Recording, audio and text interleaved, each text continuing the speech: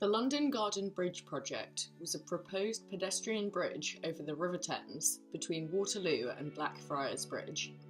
Designed in 2014 by Thomas Heatherwick, it was set to be one of the largest environmentally sustainable projects ever conducted.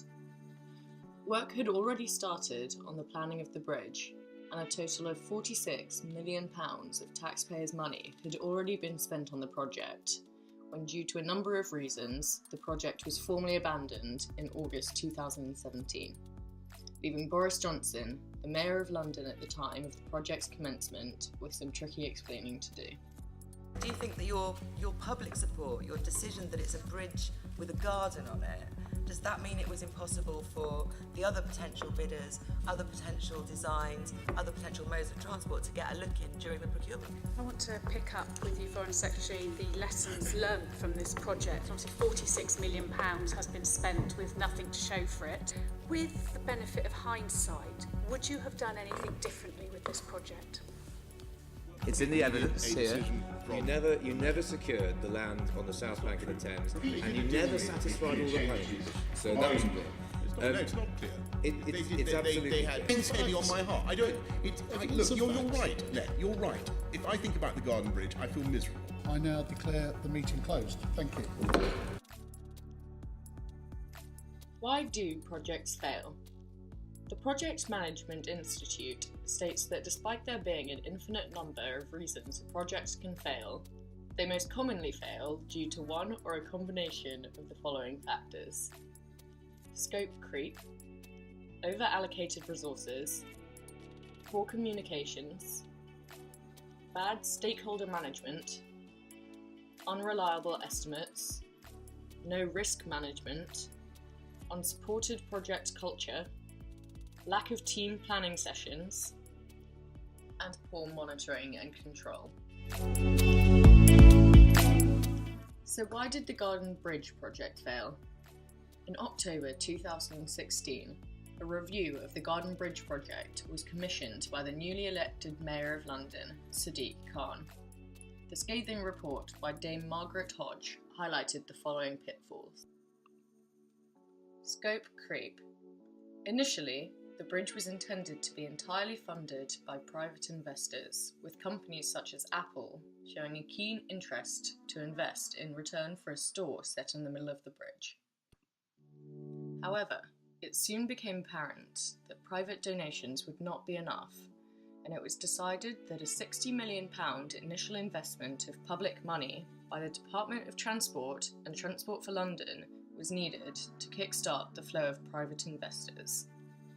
This didn't happen, and for the rest of the project there was a debate over whether the project was for tourism or transport. Over-allocated resources. Transport for London Commissioner Mike Brown said, "In terms of all the transport imperatives in London, and there are many, and you will know that with the growing population and all the things we've got to do, this would not feature in my top 100. Other publicly funded projects, such as rail repairs and expansion, were prioritised due to higher levels of value for money, resulting in a lack of management expertise and valuable resources being made available to the Garden Bridge project. This led to a number of contractors being employed without stringent evaluation. Poor communications. Boris Johnson said in 2014 that he wasn't really sure what the bridge was for, apart from a wonderful environment for a crafty cigarette or a romantic assignation. Even the executives of the project were unsure as to what the purpose of the project was, leaving little direction for those managing the project. Unreliable estimates. In 2014, the Garden Bridge was estimated to cost £60 million, but by 2015 this had risen to £175 million. By April 2017, the overall projected costs had reached £200 million. This rise of 330% was arguably the most damning factor in the bridge's demise. Bad stakeholder management. The largest group of key stakeholders, the public, were not included in the conception or planning of the garden bridge.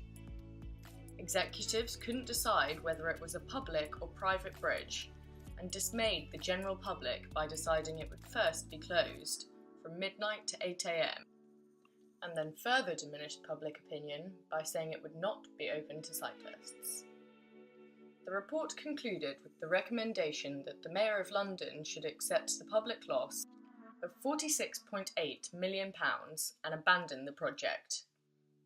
Sadiq Khan followed Hodges' advice, and City Hall's support for the project was cancelled. Lessons from the failure of London's Garden Bridge for project managers. Overall, the London Garden Bridge project was a complete failure. An undetailed and inconsistent project proposition and objective, a confused campaign, hugely inflated estimates of cost without proper funding, and a political change at the helm all contributed to the overall termination of the project. The Project Managers Institute states that project managers seeking to learn from failures such as the Garden Bridge project should focus on delivered value, not technical detail.